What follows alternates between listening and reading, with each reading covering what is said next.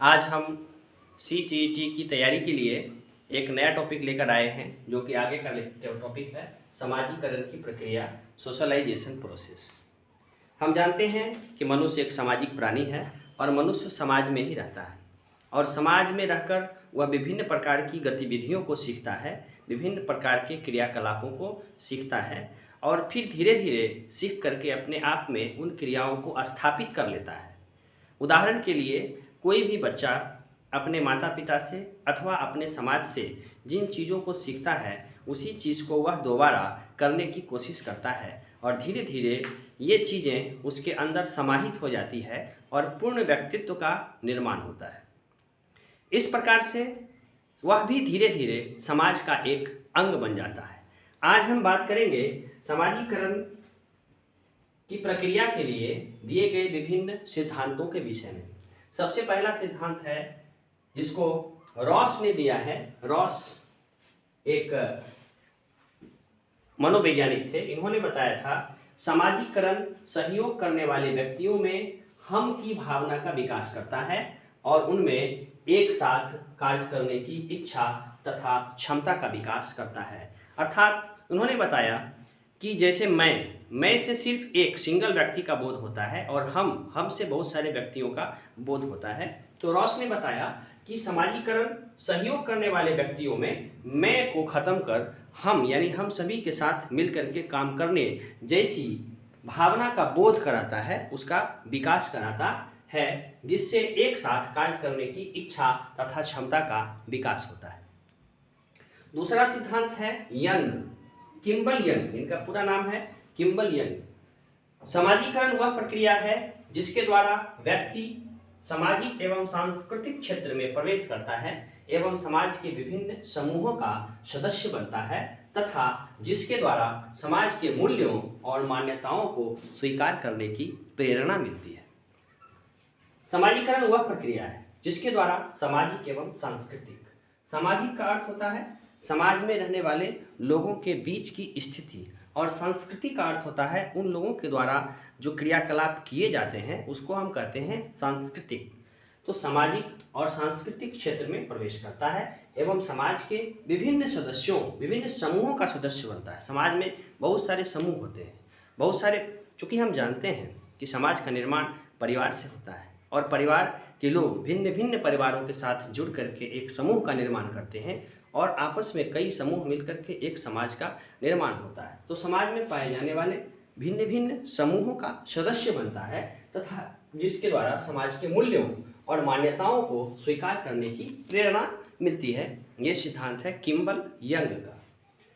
तीसरा सिद्धांत जो है उसके विषय में बहुत सारे सिद्धांत इसके बाद दिए गए हैं। तो समाजीकरण के सिद्धांत में मूल रूप से हम यहाँ चर्चा करेंगे 3 सिद्धांतों का: स्वदर्पण का सिद्धांत, मैं और मुझे का सिद्धांत और सामूहिक प्रतिनिधित्व का सिद्धांत। तो चलिए हम पहले सिद्धांत पर बात करते हैं, स्वदर्पण का सिद्धांत। इस सिद्धांत को कूले ने दिया था। कूले ने बताया कि समाजीकरण सामाजिक अंतरक्रिया पर आधारित होता है। अंतरक्रिया का मतलब होता है एक दूसरे के बीच की क्रिया, एक दो यानी 2 व्यक्तियों के बीच की क्रिया, 2 से अधिक व्यक्तियों के बीच की क्रिया, अनेक लोगों के बीच की क्रिया, उसके समुदायों के बीच की क्रिया, यानी भिन्न भिन्न व्यक्ति जब भिन्न भिन्न स्थानों पर जाता है तो भिन्न भिन्न क्रियाकलापों को अपने आप में समाहित करता है, साथ ही अपनी क्रियाकलापों को दूसरे में स्थापित करता है। इस तरह से आपसी सहयोग एवं आपसी भावना का विकास होता है जिससे एक दूसरे के प्रति अंतःक्रिया होती है। उदाहरण के लिए परिवार और परिवार के आसपास के वातावरण से स्व धारणा का विकास होता है, अर्थात स्वयं के बारे में समझने की जो बातें होती है वह कूले के द्वारा स्वदर्पण सिद्धांत के आधार पर कही गई है। दूसरा सिद्धांत है मैं और मुझे का सिद्धांत। इसको मीड ने दिया है, मैं और मुझे का सिद्धांत। इस सिद्धांत का प्रतिपादन मीड ने किया है। हम समाज में अपनी भूमिका का निर्वाह करते हैं। मीड का कहना था कि हम समाज में अपनी भूमिका का निर्वाह करते हैं जिसमें मैं और मुझे यानी मैं समाज के लिए क्या कर रहा हूँ और समाज मेरे लिए क्या कर रहा है, इन दोनों से स्व का निर्माण होता है, अर्थात स्वयं एक समाज का निर्माण हो जाता है। तो मीड के अनुसार हर व्यक्ति समाज में अपनी अपनी भूमिका का निर्वाह करता है, जिससे समाज की संपूर्ण गतिविधियां, संपूर्ण क्रियाकलाप समाज में होते रहते हैं। उसके बाद है सामूहिक प्रतिनिधित्व का सिद्धांत। इसको महान दार्शनिक दुर्खिम ने प्रतिपादित किया था। दुर्खिम एक बहुत अच्छे दार्शनिक थे, फिलोसोफर थे, और उन्होंने कहा था कि प्रत्येक समाज में अपनी विचारधारा, मूल्य, भाव, विश्वास, आदर्श, संस्कार तथा मान्यताएं होती है। प्रत्येक समाज में अपनी विचारधारा, मूल्य, भाव, विश्वास, आदर्श, संस्कार तथा मान्यताएं होती है, जो कि प्रगतिशील अवस्थाओं में होती है, जिसे समाज के व्यक्तियों द्वारा मान्यताएं मिली हुई होती है और धीरे धीरे ये मान्यताएं विकसित होते जाती है। तो आपके लिए प्रश्न ये होगा, यहाँ पर इस तरह से ये सिद्धांत दिए जाएंगे, इसको आपको ध्यान में रखना है कि सामाजिकरण सहयोग करने वाले व्यक्तियों में हम की भावना का विकास करता है और उनमें एक साथ कार्य करने की इच्छा तथा क्षमता का विकास करता है। ये सिद्धांत किसके हैं? उत्तर होगा रॉस के। दूसरा है समाजीकरण वह प्रक्रिया है जिसके द्वारा व्यक्ति सामाजिक एवं सांस्कृतिक क्षेत्र में प्रवेश करता है एवं समाज के विभिन्न समूहों का सदस्य बनता है तथा जिसके द्वारा समाज के मूल्यों और मान्यताओं के स्वीकार करने की प्रेरणा मिलती है। ये सिद्धांत है किम्बल यंग का। समाजीकरण के जो 3 सिद्धांत हैं, ये आपको ध्यान में रखना पड़ेगा। स्वदर्पण का सिद्धांत कूले ने दिया था। प्रश्न है स्वदर्पण का सिद्धांत किसने दिया? आंसर हो जाएगा कूले ने। मैं और मुझे का सिद्धांत किसने दिया? मीड ने। और सामूहिक प्रतिनिधित्व का सिद्धांत किसने दिया? तो इसका उत्तर हो जाएगा इसका उत्तर हो जाएगा दुर्खिम नामक दार्शनिक ने। अब हम बात करेंगे समाजीकरण को प्रभावित करने वाले कारक, अर्थात कौन कौन से ऐसे कारक हैं जिन कारकों के चलते समाजीकरण की क्रिया होती है, समाजीकरण का विकास होता है। इस पर हम बातचीत करेंगे। तो इन टॉपिक्स को हम इस तरह से जानते हैं। हम जानते हैं कि समाजीकरण की जो क्रिया होती है, यह क्रिया समाज में रहने वाले व्यक्तियों द्वारा संपन्न होती है और ये क्रियाएं एक दूसरे से अंतः क्रिया के कारण होता है। समाज के प्रत्येक व्यक्ति का व्यक्तित्व अलग अलग होता है, भिन्न भिन्न होता है। समाज में कुछ मान्यताएं होती है, समाज की कुछ अपनी मूल्य, कुछ अपने विचार, कुछ अपने जो केंद्र बिंदु हैं उस पर विचार करते हैं। तो समाजीकरण की प्रक्रिया को प्रभावित करने वाले विभिन्न कारक,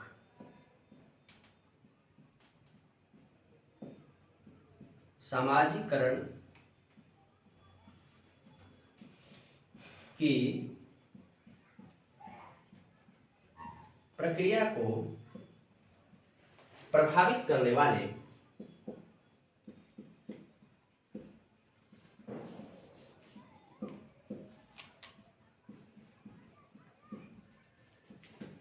समाजीकरण की प्रक्रिया को प्रभावित करने वाले कारक। समाजीकरण की प्रक्रिया को प्रभावित करने वाले जो कारक हैं उसमें सबसे पहला है पालन पोषण, दूसरा है सहानुभूति,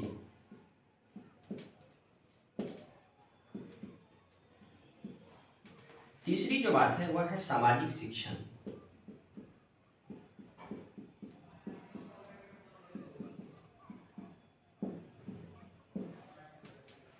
चौथा है पुरस्कार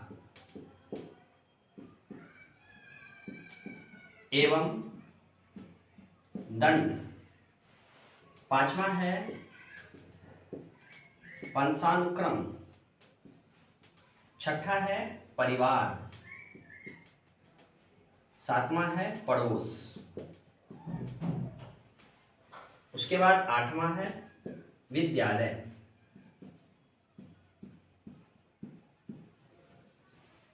इसके बाद है बालक के साथी,